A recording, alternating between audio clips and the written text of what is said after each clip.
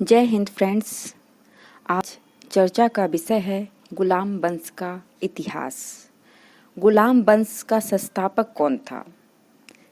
सबसे पहले हमें यही पता होना चाहिए कि गुलाम वंश का संस्थापक कौन था।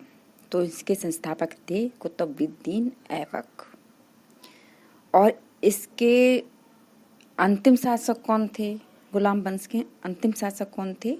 तो थे शमसुद्दीन क्यूमर्स। गुलाम वंश मध्यकालीन भारत का एक राजवंश था तथा इस वंश का पहला शासक कुतुबुद्दीन ऐबक था। 1206 से लेकर 1290 ईस्वी तक इस वंश ने दिल्ली की सत्ता पर राज किया। प्रारंभ में इस वंश के शासक या संस्थापक गुलाम यानी दास हुआ करते थे, ना कि राजा। इसी कारणवश इसे राजवंश ना कहकर सिर्फ वंश कहा जाता है। दिल्ली का पहला मुसलमान तुर्क शासक कुतुबुद्दीन ऐबक को माना जाता है और कुतुबुद्दीन ऐबक को ही गुलाम वंश के संस्थापक की संज्ञा दी गई है। ऐबक के माता पिता तुर्किस्तान के निवासी थे। मोहम्मद गौरी के समय में ऐबक ने एक योग्य सेनापति के रूप में कार्य करते हुए समस्त युद्धों में महत्वपूर्ण भूमिका निभाई थी। मोहम्मद गौरी ने पृथ्वीराज चौहान को हराने के बाद कुतुबुद्दीन ऐबक को मुख्य व्यक्ति के रूप में नियुक्त किया था। सन 1206 ईस्वी में मोहम्मद गौरी की मृत्यु हो जाने पर लाहौर की जनता ने कुतुबुद्दीन को दिल्ली से लाहौर आकर दिल्ली का शासन सत्ता संभालने के लिए आमंत्रित किया। तब कुतुबुद्दीन ने 1206 ईस्वी में गुलाम वंश की स्थापना की और दिल्ली के राज सिंहासन पर विराजमान हुआ। कुतुबुद्दीन को उसकी उदारता के कारण लाख बख्श की उपाधि दी गई है।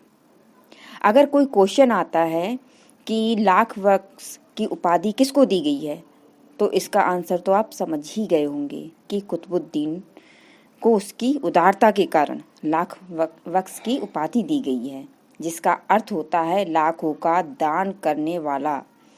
ऐबक ने दिल्ली की मस्जिद कुब्बत उल इस्लाम एवं अजमेर में 2.5 दिन का झोपड़ा नामक एक मस्जिद का निर्माण भी करवाया था। ऐबक की मृत्यु 1210 में चंगान खेलने के दौरान घोड़े से गिरकर हुई थी। अब कहीं क्वेश्चन आता है कि चांगान या कहीं पे आ जाता है पोलो खेलने के दौरान घोड़े से गिरकर उसकी मृत्यु हुई थी, तो चांगान और पोलो एक ही है। ऐबक के बाद उसका उत्तराधिकारी आराम शाह हुआ, जिसका कार्यकाल सिर्फ 8 महीने तक ही था। आराम शाह की हत्या करके इल्तुतमिश सन 1211 में दिल्ली की राजगद्दी पर आसीन हुआ। इल्तुतमिश लाहौर से राजधानी को स्थानांतरित करके दिल्ली लाया।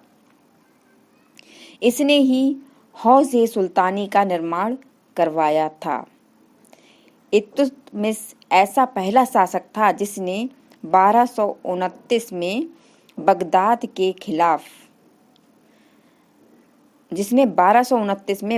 के खलीफा से सुल्तान की वैधानिक स्वीकृति प्राप्त की थी।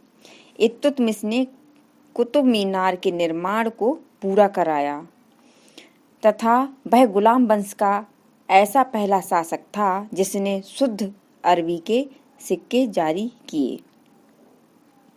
इल्तुतमिश की मृत्यु अप्रैल 1236 में हुई थी और उसके बाद उसका पुत्र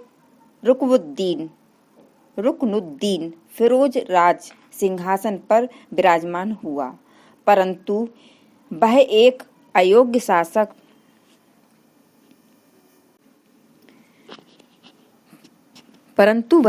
अयोग्य शासक था, जिसके कारण उसके शासन कार्य पर उसकी मां शाह तुर्कान का प्रभुत्व एवं वर्चस्व रहा।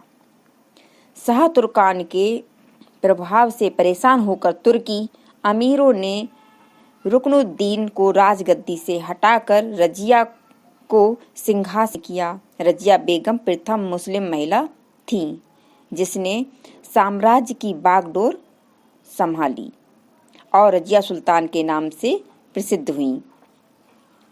रजिया ने पर्दा प्रथा का त्याग किया और एवं पुरुषों की तरह कावा एवं टोपी पहनकर राज दरबार में जाने लगी।